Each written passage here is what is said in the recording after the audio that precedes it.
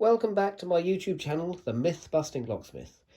Today we are going to be looking at standard Euro cylinders, whether key or thumb turn, and we are going to be addressing the issues and giving the answers and explanations of what do you do if you cannot get your key into the lock? What do you do if you cannot get your key out of the lock?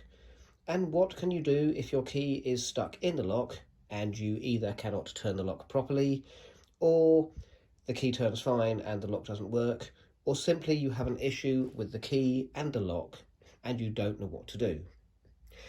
So to address various questions and to try and clarify some points here, and then we will demonstrate why, if you cannot get your key into the lock with 2 fingers, you do not use force. You do not push it, you do not slam it, you do not bang it in, and you do not try and ram it in as hard as possible. If you cannot get your key in with 2 fingers, it is not going to go in. You need to stop. If you have your key stuck in the lock, you do not try and pull it out with more force than would be able with 2 fingers. You would not yank it out, and you would certainly not use mole grips or a monkey wrench like this. I have seen it done with WD-40 and one of these, and you really do not want to be applying that much force to your lock and key. What you do is you stop. If you have an issue with turning your key in the lock, you do not use force. You use 2 or 3 fingers to turn the key, and if it does not turn, you stop. If the lock is frozen, you do not use force, you do not pour boiling water on it, you do not even put hot water or even water on it. So if you cannot get your key into the lock, you cannot get your key out of the lock, your key is in the lock and you cannot turn it, or your key is in the lock and it is turning but you are having issues. If you can't do what you need to do with 3 fingers, you stop, you let go, you stand back and you call a locksmith. You never use pliers, you never use mole grips, you never use a monkey wrench, and you never ever use force. And just to clarify, if you break your key in the lock, pushing the key in further is not going to help. Pushing the head of the key to push the key into the lock is not going to help. You are not going to turn the key. You're going to damage the lock, you're going to damage the key, you're going to need to call a locksmith. So what you do is stop. Now let us look at some basic things and we'll go through them, and then I will show you why. These are all standard thumb turns of different varieties, from high security, medium security to low security. These are all standard key Euro cylinders, and these at the bottom here are a little bit more special, but these are sweeted thumb turns. Let me just move you back a tiny bit so you can see. And there you see, it can be identified by the shape of the thumb turn. This, of course, is a standard Euro cylinder, but I'm going to be dissecting that shortly in the most basic way. And this is the cylinder that you will get. In here, you see there are various holes, and in each of these holes will go 1 spring with a pin on top, all the way along.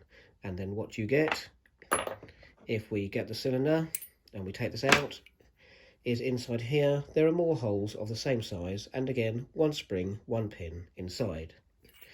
Now what you do is, when they are making a lock, they will get a cylinder like this with the holes here, and they will put it in here, and then the pins pushing down on the springs will be pushing down against more pins with springs underneath. So you have a spring, then a pin going up, and a spring and a pin going down, and when you put your key in, the cylinder will turn around like this and open your door.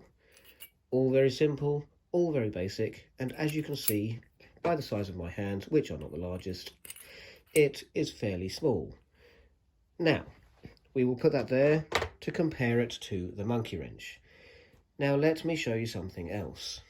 Let me zoom you in a little. There we are. Right, these here are all standard size springs.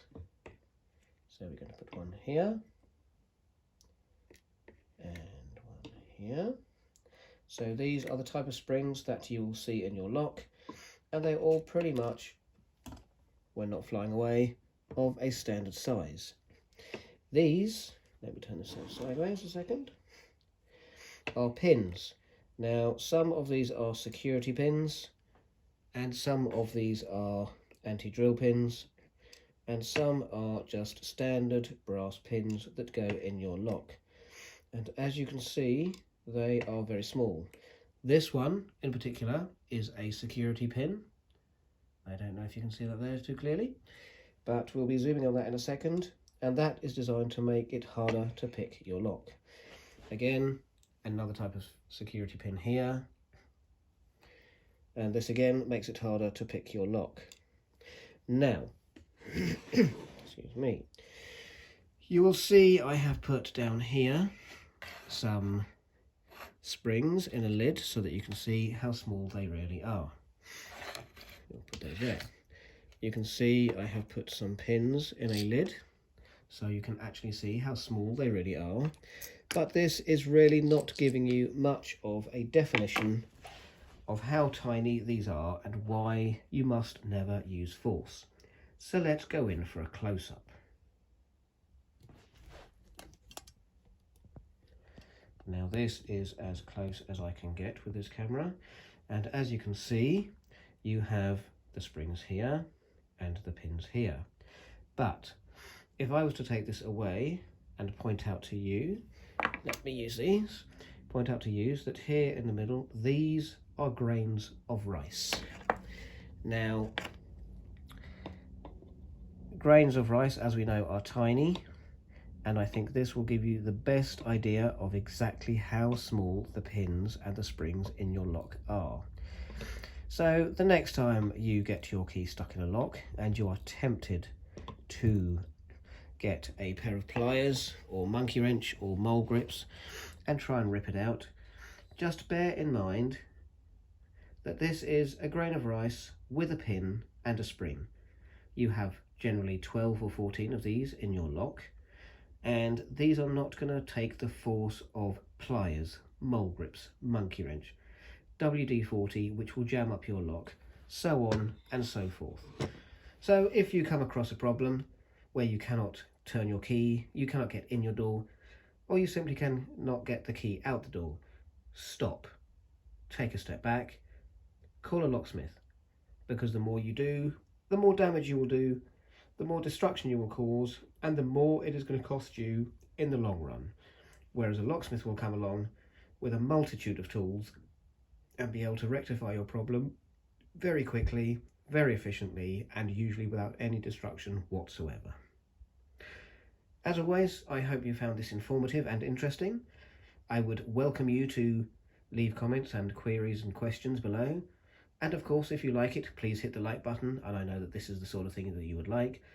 And feel free to subscribe, because the more subscribers I have, the more I'll know what you like watching and what you're not interested in, and I can tailor it more for your needs. As always, thank you for watching, stay safe and stay secure.